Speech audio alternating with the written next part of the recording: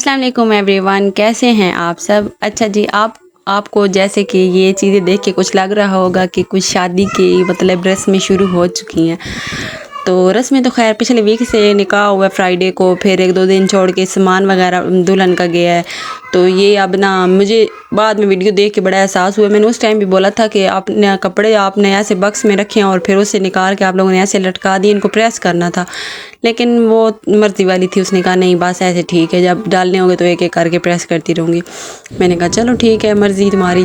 फिर मैंने जनाब सारी वीडियोस बनाई सारे कपड़ों की, और ये ब्राइडल के जो मतलब इस साइड के मायके वाली साइड के उसके कपड़े थे, और उसने जो बनाए हुए थे कुछ उस निकाह वाला भी इसमें उसने सूट, मतलब ये जो वाइट खड़ा है निकाह का भी उसका सूट है, और इस तरह के ना सारे इसके ब्राइडल के सूट। बाकी अभी उस साइड के तो जो हैं वो तो अभी फिर जब शादी वाले दिन हम लोग देखेंगे। ये इसके मायके वाली साइड के कपड़े हैं, और साथ में सामान यहाँ पे बिल्कुल अब हमारा मतलब तैयार हो गया था। फर्नीचर जो है वो उधर शॉप से ही डायरेक्ट उनके घर जाना था, क्योंकि पहले यहाँ पे लेके आते फिर मुश्किल होता है, पहले यहाँ पे लेके आते फिर वहाँ लेके जाते तो थोड़ा वो ना मुश्किल हो जाना था। सो इसके पापा ने ये डिसाइड किया कि जो यहाँ का सामान है ना छोटा मोटा वो यहाँ से भेज देते हैं, और जो फर्नीचर होगा वो डायरेक्ट उनके घर में आ जाएगा। यहाँ पे इसके सारे जो पीछे कुछ फैंसी ड्रेस खड़े थे और आगे कुछ लॉन वगैरह के ड्रेस खड़े थे, वो सारे फिर मैंने उसकी एक एक सब की वीडियो बनाई।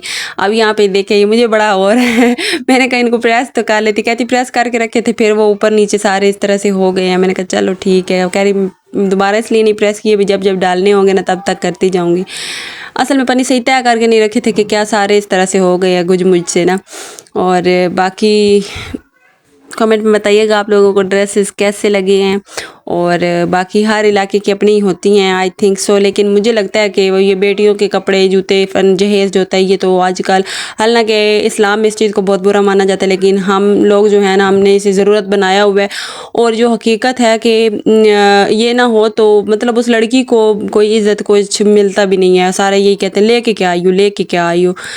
खैर जो ज़रूरत होती है वो फिर माँ बाप अपनी तरफ से तो पूरी पूरी कोशिश कि अपनी बेटी को जितना हो सके, हर माँ बाप चाहे कोई गरीब है चाहे कोई अमीर है, वो अपनी तरफ से कोशिश यही करता है कि अपनी बेटी को अपनी औकात से बढ़ कर दे। बाकी अल्लाह ताला सब की बेटियों के नसीब अच्छे करे। अल्लाह ताला कई सब की बेटियों के सदक़े हमारी बेटियों के भी नसीब अच्छे करे, और हर एक को ये मसला बसना और ये चीज़ें बरतना नसीब में हो।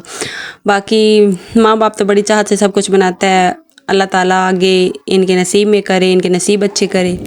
हम तो दुआ ही कर सकते हैं। मैं कहती हूँ इतना मुश्किल टाइम होता है ना ये वाला, एक तो बेटी को तो ऊपर से सारा कुछ बना के दो कि अगला बंदा हमारी बेटी को ये ना कह दे, अगला बंदा हमारी बेटी को ये ना कह दे।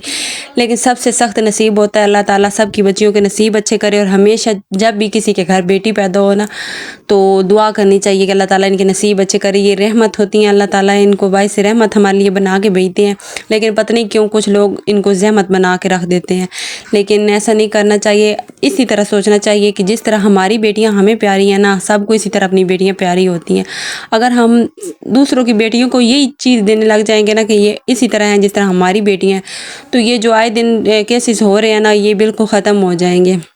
खैर मैं इस मौके पे उस बात की तरफ नहीं जाना चाहूँगी। अल्लाह ताला हर एक को हिदायत दे। बाकी जनाब यहाँ पे सामान वगैरह चला गया था, वहाँ शॉप से मतलब फ़र्नीचर भी आ गया था, और हम लोग अब जा रहे थे सामान जोड़ने के लिए। और ये हमारी गली में टावर लगा हुआ है, मैं दिखा रही थी इतना बड़ा जैज़ का टावर लगा हुआ है, मतलब अच्छा खासा बड़ा है। पूरी गर्दन को ऊपर टेढ़ा करना पड़ता है तब जाके एंड उसका होता है।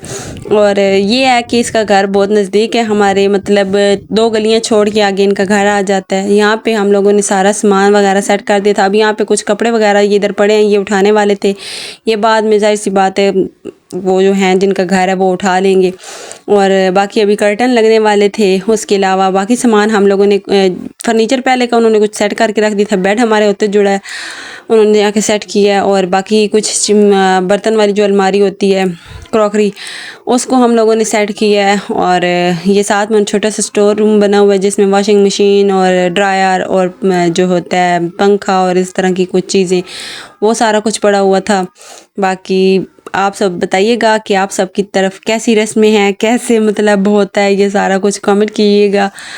और वीडियो कैसी लगी है ये भी बताइएगा। मैंने तो अपनी तरफ से कोशिश की है कि आप लोगों को मैं प्रॉपर दुल्हन का जो है ना रूम, ये इसका मैंने जिस तरह हम लोगों ने जब सेट किया था ना, उसके बाद मैंने प्रॉपर इसकी वीडियो बना ली थी कि मैं अपने व्यूवर्स के साथ शेयर करूँगी।